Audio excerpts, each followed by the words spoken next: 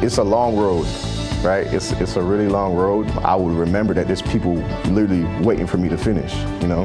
And not waiting me because they want anything from me, but because like I'd be the first doctor that they know.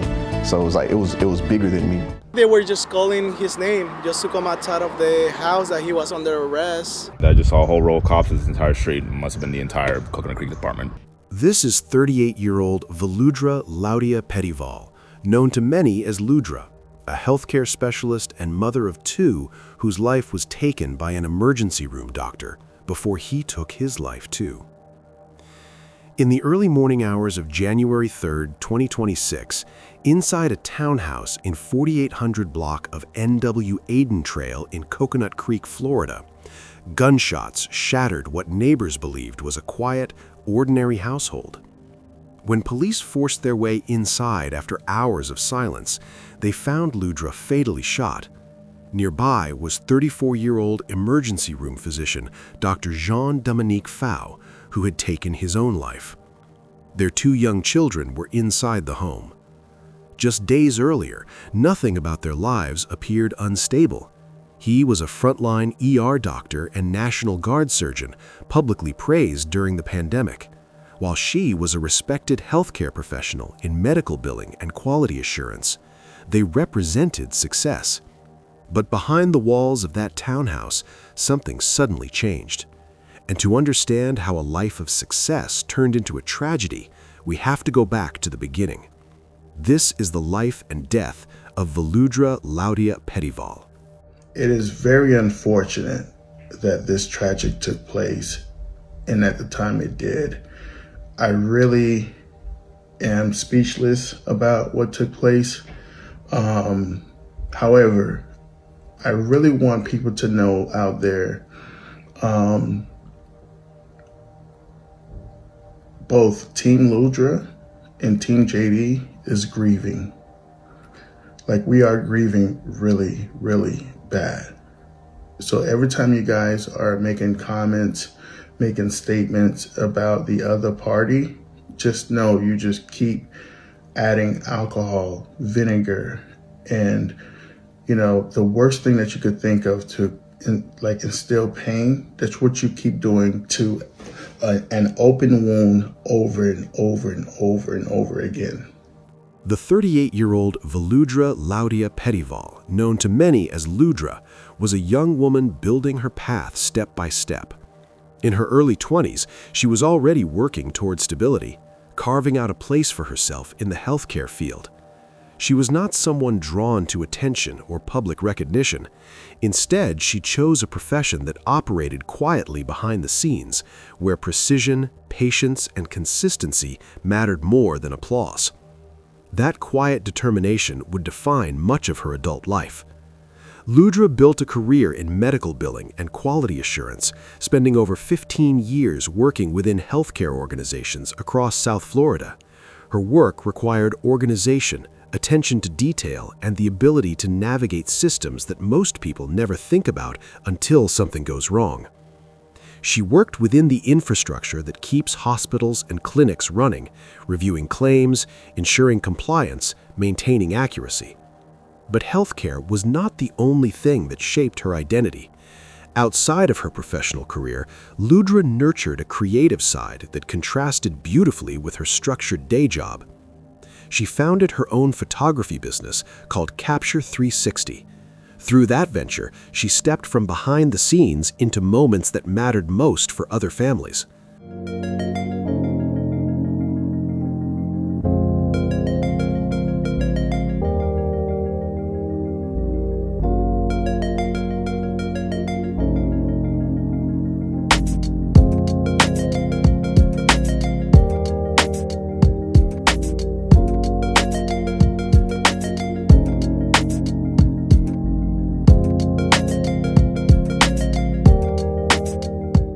Photography allowed her to preserve joy. It allowed her to freeze time for others. And that balance between structure and softness would also shape her personal life. Before meeting Dr. Jean-Dominique Fau, Ludra had been in a previous relationship that resulted in the birth of her first child, a son. She became a mother years before her name would ever be tied to a national story. Raising her son required resilience. Like many single mothers, she worked hard to provide stability, juggling her professional responsibilities with the demands of parenting, and it is known that she carried forward her role as a devoted mother. Her teenage son from that previous relationship became the center of her world. Those who knew Ludra described her as someone who moved gently but carried strength beneath that softness. She was not loud, she was not confrontational, she did not dominate rooms, but she was present. Her warmth was steady. Her calm presence made people feel safe. And as her son grew older, she continued building the kind of life she believed he deserved. But eventually, her path crossed with someone whose life was unfolding in a very different direction. That someone was the 34-year-old Dr. Jean-Dominique Fau, often referred to as Dr. JD. He was an emergency medicine physician raised in Pompano Beach and Deerfield Beach, deeply connected to the Haitian community in South Florida. He spoke Haitian Creole fluently and often used it to communicate with patients who struggled with English. His background was filled with ambition and public recognition. His mother had been a nurse, and he often spoke about how watching her work shaped his dream of becoming a doctor. That dream became reality. JD completed medical school and entered an emergency medicine residency program at Broward Health. During the COVID-19 pandemic, he was featured in local media as one of the frontline healthcare workers serving his own community. He also served as a battalion surgeon in the Florida Army National Guard, adding a military dimension to his identity as a healer. From the outside, he represented success. He was young for a physician. He carried the kind of resume that inspired younger students to pursue medicine. He spoke about mentoring youth, about being the first doctor someone in his community might personally know. And in interviews, he appeared grounded and focused on service. It is time now for another all-new Miami Proud. Over the past year and a half, we featured so many of the heroic people working on the front lines of this pandemic. And just last month, a young man stepped into his dream job at Broward Health as a doctor in the same town where he grew up, Pompano Beach. They call him Dr. JD. Now, in his own words, he shares his path to a career in medicine and how he plans to pay it forward. I'm Jean-Dominique Faureau. I am a first-year emergency medicine resident here in the ER department. My mother was a nurse. She was a nurse all her career. So I would see how she impacted people, how she impacted families, how she impacted the community, how hard she worked, how respected she was for her work. And I wanted to do something similar.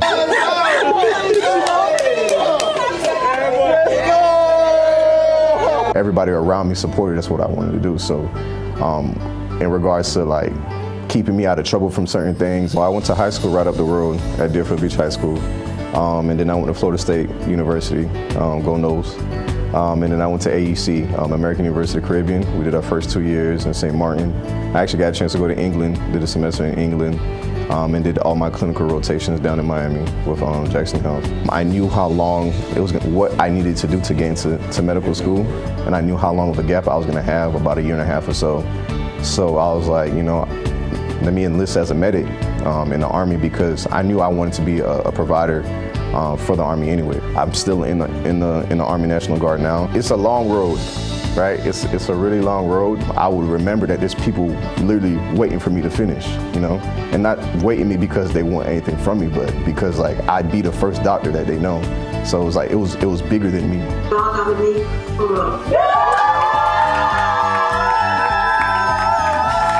I was able to help patients during the pandemic.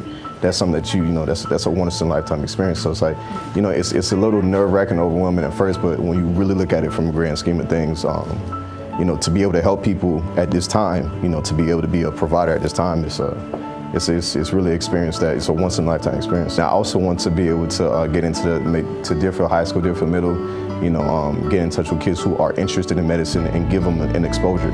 If I could inspire one, you know, to come back and do what I'm doing, that's a win for me. To be able to serve in this community, that's everything for me. You know, to be able to have a patient come in and know that I'm from here, to be able to speak the language that they speak. I'm Haitian. You know, both my parents are Haitian immigrants. To be able to fluently speak to a patient that doesn't speak English very well, that means everything. I'm doing exactly what I wanted to do, and I get to do it exactly where I wanted to do it. No verified public records detailing exactly how they met, but at some point their lives aligned. They became long-term partners and eventually co-parents. Together, they welcomed a toddler son. Their blended family included Ludra's teenage son and their younger child. They moved into a townhouse in the Paloma Lakes community of Coconut Creek. Neighbors later described them as quiet and typical. The children played outside, the couple was seen during the holidays, there were no public reports of disturbances. From the outside, it appeared stable. And stability is often what people see before anything cracks. Living together as two working parents required coordination. JD's schedule as an emergency medicine physician involved long shifts, overnight calls, and exposure to high-stress environments. Ludra's healthcare administrative work required its own structure and focus. Between work and parenting, their days were full. There is no confirmed public record of domestic violence calls, there are no restraining orders, there are no documented court filings that point to ongoing public disputes, which is why what happened next would shock the community. But before that moment arrived, it is important to understand the contrast that made the tragedy so jarring. On one side was Ludra, a 38-year-old mother who built her life quietly, who worked behind the scenes in healthcare, who photographed families through her small business, who raised a teenage son and a toddler. On the other side was JD, a 34-year-old emergency medicine physician publicly praised during a pandemic, a National Guard surgeon, someone viewed as a rising professional in his field. Two careers rooted in service, two roles tied to helping others, and two children growing up inside what appeared to be a peaceful suburban home. Neighbors later said they had seen them just days before the tragedy, celebrating the holidays like many other families. There were no visible signs of conflict, no screaming arguments reported, no obvious turmoil spilling into the street. But sometimes the most serious conflicts are the ones that stay behind closed doors. JD's life had been marked by high expectations. He was the first doctor some in his community knew personally. He carried professional pressure from both medicine and military service. Emergency rooms are not calm environments. They are places of trauma, urgency, and life and death decisions. Day after day, he witnessed accidents, violence, and loss.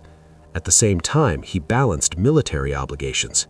The combination of those roles can create invisible strain.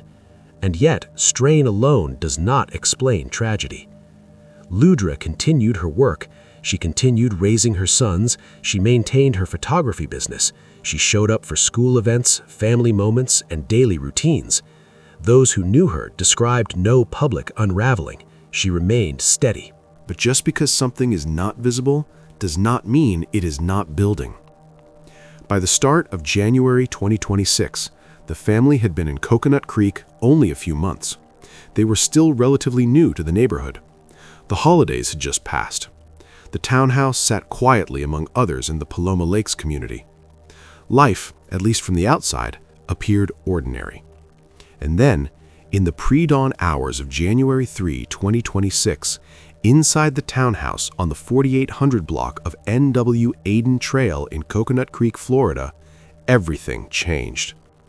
For reasons that no one has publicly been able to fully explain, Dr. Jean-Dominique Fau made a decision that would permanently alter the lives of everyone connected to that home. While the neighborhood was still asleep, inside that residence, the situation escalated. JD armed himself with a handgun. What conversations were exchanged in those final moments inside that townhouse have never been publicly detailed. There is no recording, no witness account from inside the room. Only the aftermath tells the story. At some point before sunrise, JD pointed the gun at Ludra. He pulled the trigger. The gunshot echoed inside the home. Ludra was struck and collapsed. The violence happened quickly. There was no forced entry, no sign of anyone else being involved. This was not an intrusion from outside. It unfolded between two adults who lived under the same roof. Their children were inside the home when it happened. And then, instead of stopping, the violence continued. After shooting Ludra, JD turned the gun on himself. He fired again. By the time anyone outside understood something was wrong, both of them were already dead inside that townhouse. Only then did the outside world get pulled into what had already happened. It wasn't long after the gunshots were fired when 911 calls flooded the Coconut Creek Police Department, reporting a domestic disturbance and possible gunfire at the home on the 4800 block of Aiden Trail. When the first patrol units arrived, the street was still dark. Red and blue lights reflected off quiet townhomes that just hours earlier had looked no different from any other peaceful suburban block. Officers approached cautiously, unsure of what they were walking into. They knocked on the door. They called out names. They announced themselves repeatedly, ordering anyone inside to come out peacefully. But there was no response, and that silence quickly became its own warning. Then more units arrived. A perimeter was set up around the townhouse. Neighbors began peeking through blinds as emergency vehicles lined the street. Some later said they had never seen so many officers in their neighborhood at once. SWAT officers and crisis negotiators were called in. Loudspeakers echoed through the block as negotiators tried to make contact. They urged whoever was inside to respond. They repeated commands, hoping for even the smallest sign of life. Nothing came back. After hours without communication, tactical measures were deployed to make entry. Flashbang devices were used. The front door was breached. And when officers finally entered the home, they found what no one outside had yet fully understood. Inside, Ludra and JD were both deceased from gunshot wounds. There was no ongoing standoff, no suspect waiting, no confrontation left to unfold. Whatever had happened inside that home had already ended long before police arrived. But the scene held one more critical detail. Inside that same residence, officers found the couple's 2-year-old child alive. The toddler had not been physically harmed. He was located within the home and quickly removed from the scene by responding officers. And he was not the only child there. Ludra's 14-year-old son was also inside the townhouse at the time the gunshots were fired. He was physically unharmed as well. Details about where he was positioned inside the home during the incident have not been publicly disclosed, but he too was safely escorted out once officers secured the scene. Once officers secured the children and cleared the residence, the story no longer belonged only to that townhouse. It moved into the streets. Local outlets across South Florida began publishing updates within hours. Viewers who had seen JD interviewed during the COVID-19 pandemic now saw his face in an entirely different context. The same man once praised for frontline service was now identified as the person who had shot the mother of his child before taking his own life. But as conversations unfolded online, emotions ran high. Some people expressed anger. Others expressed disbelief. Many simply expressed grief. Mutual friends found themselves caught in between, asking for compassion on both sides. They reminded the public that two families were grieving at the same time, and the children were at the center of it all. But beneath the noise, one reality remained unchanged. 2 boys had lost both adults in their home in a single morning. During the moment, police swarm a normally quiet neighborhood in Coconut Creek during the holidays, responding to a suicide involving a doctor. Our Brett Neese is live tonight with the video you'll only see on Local 10. Brett? Nicole, just a few days before all of this happened, neighbors say that they saw this couple and their family around the holidays. That's why this tragedy has left this community in shock. Cell phone video captures the police response in Coconut Creek after officers were called to the Paloma Lakes neighborhood Saturday morning for a report of shots fired. I just saw a whole row of cops in this entire street. It must have been the entire Coconut Creek department. With guns drawn and a SWAT team surrounding a home in the 4800 block of Acadian Trail, neighbors say they heard police telling people to come out of this house for hours. They were just calling his name just to come outside of the house that he was under arrest. Crime scene tape still blocks off the unit where this took place days later, and shell casings from flashbangs remain on the ground while the front glass door is shattered.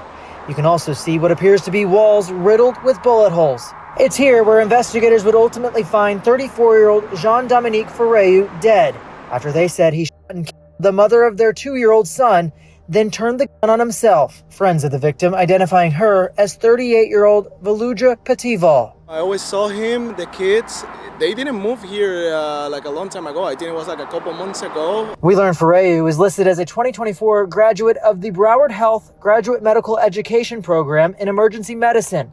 While his LinkedIn page lists him as chief resident for the hospital, Broward Health said in a statement, while he completed a portion of his medical training within our health system, that training concluded in 2024, and he has had no affiliation with our organization since then. Meanwhile, neighbors continue to try to make sense of the tragedy that happened right next door. We were sad, really, mainly for the little ones.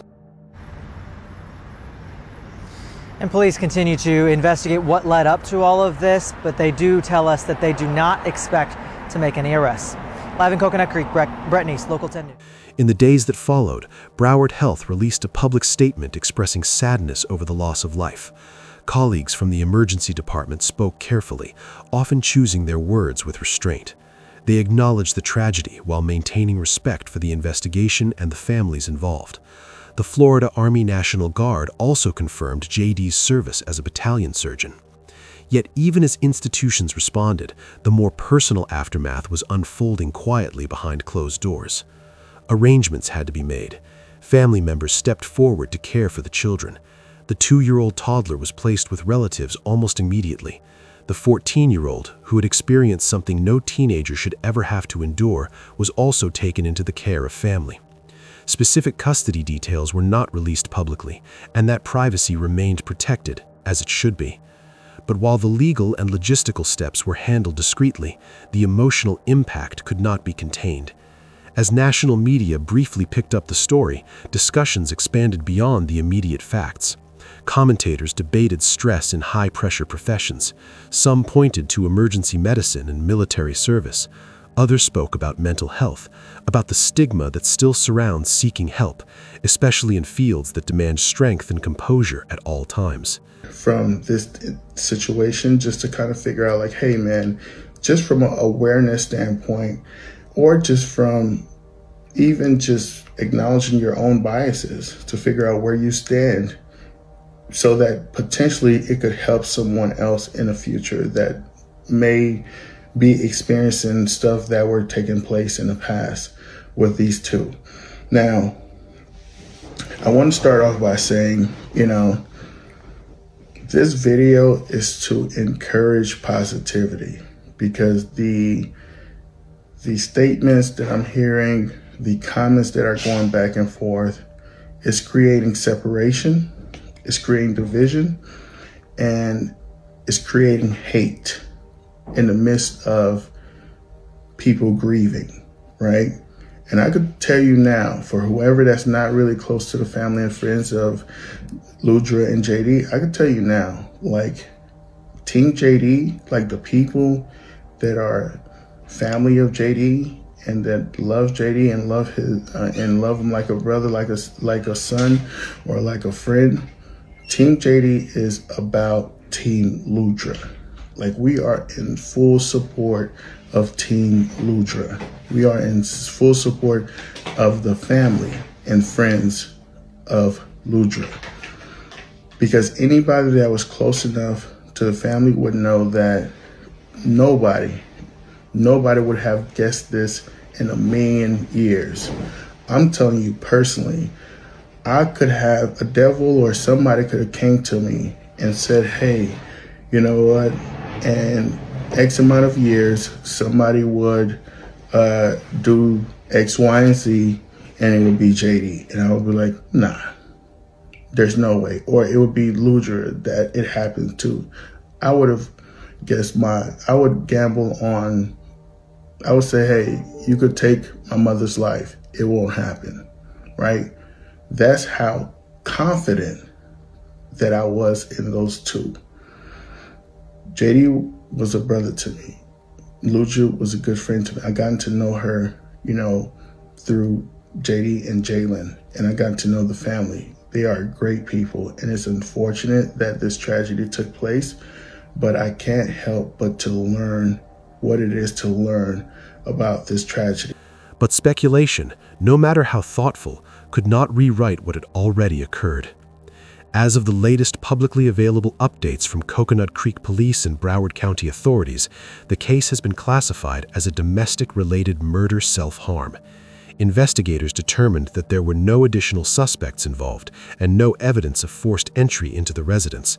The firearm recovered at the scene was consistent with the weapon used in both deaths. Authorities have not publicly released a confirmed motive. Law enforcement has stated that the investigation did not uncover any prior domestic violence reports tied to the address, nor were there publicly documented restraining orders or ongoing court disputes between the two. Because both adults involved are deceased, the case does not proceed through a traditional criminal court process. Police indicated that the case was considered closed from a criminal standpoint after forensic analysis confirmed the sequence of events. J.D. fatally shot Ludra and then took his own life. However, despite the closure of the criminal investigation, the motive remains officially undetermined in public statements.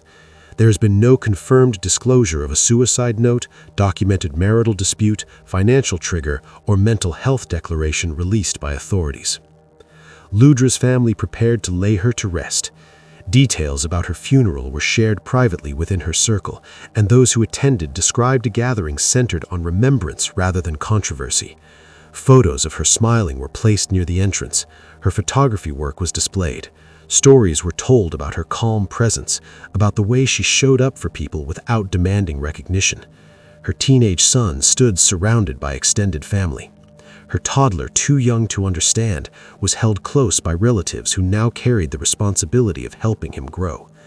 And in that moment, the headlines faded into something more personal. Because beyond the shock, beyond the public debate, beyond the professional titles, what remained was a mother gone at 38 years old. J.D.'s funeral was also held separately, with law enforcement present to ensure safety amid the heightened emotions online. Friends who had known him for years struggled to reconcile the version of him they had admired with the irreversible act that defined his final day. Some described him as driven and ambitious. Others admitted they never saw signs of violence. The complexity of grief became evident. It is possible to mourn the loss of someone while still acknowledging the harm they caused. But complexity does not lessen consequence. Two children now face a future shaped by trauma. What do you think about it? Let us know what you think in the comments below. And if you found this story intriguing, please like, share, and don't forget to subscribe for more stories like this.